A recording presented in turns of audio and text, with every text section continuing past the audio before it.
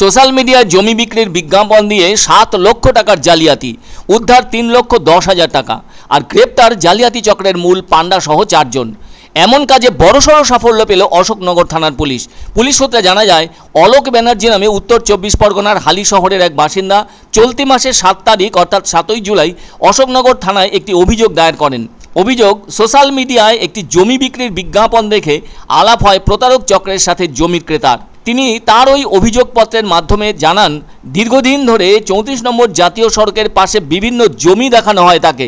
সেই মতো একটি জমি বাবদ অ্যাডভান্স করবার জন্য হালি শহরের বাসিন্দা অলোক ব্যানার্জি 7 লক্ষ টাকা নিয়ে 7ই জুলাই দিনের বেলায় আওয়াল সিদ্ধি মোড়ে দেখা করতে আসেন জমি বিক্রেতাদের সাথে।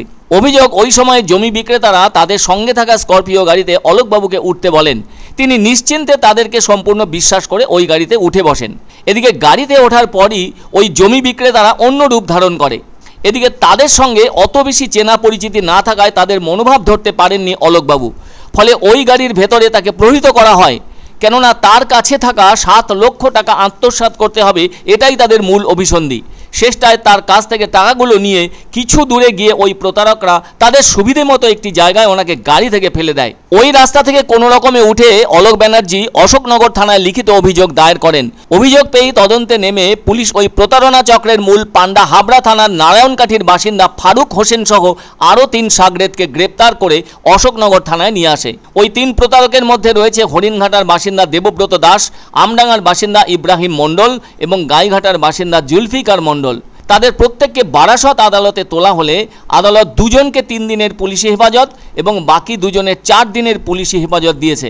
এদিকে পুলিশি হেফাজতে নিয়ে পুলিশ তাদেরকে জিজ্ঞাসাবাদ করার পর অভিযুক্তদের কাছ থেকে 3,10,000 টাকা উদ্ধার করতে সক্ষম হয়। সেই সাথে 4টি মোবাইল ফোন বাজেয়াপ্ত করা হয়। ফলে মঙ্গলবার ঘটনার বিবরণ জানিয়ে অশোকনগর থানার ভারপ্রাপ্ত আধিকারিক চিন্তামণি নস্করকে পাশে বসিয়ে সাংবাদিক বৈঠক করলেন এসডিপিও হাবড়া প্রসেনজিৎ দাস। এই নিয়ে সাংবাদিকরা কথা বলেছিলেন অভিযোগকারী তথা প্রতারিত ব্যক্তি অলোক ব্যানার্জির সাথেও। তবে এই জমি নিয়ে অবৈধ কারবার চালিয়ে যাচ্ছে এ ধরনের অসামাজিক কাজ কারবারের সাথে যুক্ত থাকারাও। বেশ কিছুদিন আগে হুগলিতে জমি পাইয়ে দেওয়ার নাম করে 45 লক্ষ টাকা হাতিয়ে গ্রেপ্তার হয়েছিল এক বাড়ির নিরাপত্তা রক্ষী সঞ্জয় ঘোষ। তার কথা মতো ওই বাড়ির মালিক ধাপে ধাপে তাকে 45 লক্ষ টাকা দিয়েছেন জমি বুকিংয়ের জন্য। ওই নিরাপত্তা রক্ষীর স্ত্রীও এর সাথে জড়িত। জমির যাবতীয় কাগজপত্রগুলি সবই নকল বলে জানতে পেরেছিলেন বাড়ির মালিক। এখন সবটাই পুলিশের হাতে রয়েছে। এরা নানান জায়গায় চায়ের দোকানে ঘোরে, হোটেলে ঘোরে, রেস্তোরাঁয় ঘোরে, এইভাবে ওরা ঘুরে বেড়ায়। তারপর ওদের ফাঁদে যাতে পা দেয় তাদেরকে ডেকে নেয়, ডেকে নিয়ে ভালো করে হোটেলে খাওয়ায়।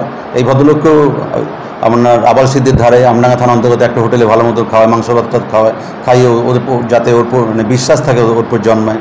এরপর ওকে ডাকে এবং টাকাটা কেড়ে নেয়।